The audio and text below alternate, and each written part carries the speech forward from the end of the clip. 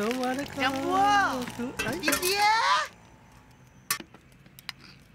শালা বাবু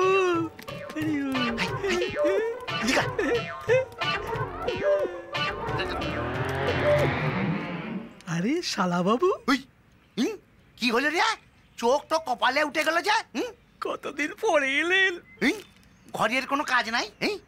এখানে এসে তোদের মুখে মুখ তো লাগায় বসে থাকলে চলবে? সে তো নিশ্চয়ই।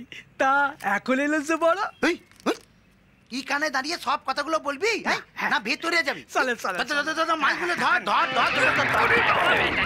কি ভারী গো, এতে কি আছে শালা বাবু? তোর মাথা তোর মুন্ডু আছে। সাবধান সাবধান। ঠিক আছে। হ্যাঁ মন্ত্রী মশাই আছেন না বাঁশের মাচায় বসে পা দুলাইছেন? না আছেন আছেন আছেন। দিদি দিদিও আছে। ও খবরদার শালা বাবু।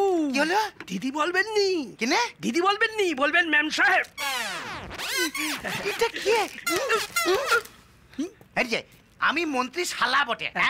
আমি নিজের দিদিকে ম্যাম সাহেব বলে ডাকবো? না না। দিদি কোথায়? আসেন ভিতরে। চল চল। ঈদের লগে জাম্বু মন্ত্রী হবে বটে। চলে চলে।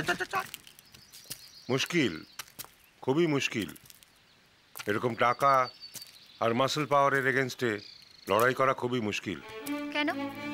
আমরা মানুষের বাড়ি বাড়ি যাব, মানুষকে বোঝাবো।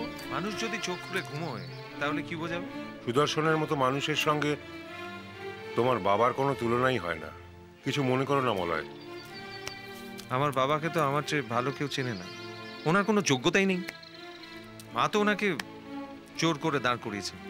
তারপর থেকে আমার ভাই আর বোনের আচরণ কেমন হয়েছে আপনি কল্পনা করতে পারবেন না। ওই তো ধর্মদা আসছে। এই সকাল থেকে ছিলি কোথায়? সারাদিন টোটো করে বেড়ানো হচ্ছে? না না, ও আমার সঙ্গেই ছিল। কি ব্যাপার ধর্মদা? এই যে ছোড়া, তোমার বাবা নাকি ভোটে দাঁড়াচ্ছে শুনেছি। শুনেছি মানে আমি সুদর্শনদার সঙ্গে ছিলাম, আছি, থাকবো। বাপের হোটেলেই থাকছো আর বাপের বিরুদ্ধেই রাজনীতি করবে? কি হয়েছে বলো তো ধর্মদা? এরকম খ্যাঁক খ্যাঁক করছো কেন? খ্যাঁকা করছো কেন? খ্যাঁকা করবে না। তুমি এখানে কেন? চা খাবে তো? এই তোর মাকে বলতো মাস্টারকে চা গিলিয়ে বিদায় করতে। যা। তারপর কাজকর্মের চেষ্টা করছো না মাস্টারের ল্যাজ ধরে ঘুরে বেড়াচ্ছ? না, অনেক জায়গায় অ্যাপ্লাই করেছি কিন্তু এখনো সেরমভাবে। স্যার আমি আসছি, দুপুরে সুদর্শনদার ওখানে যাব। চা খাবে না? না,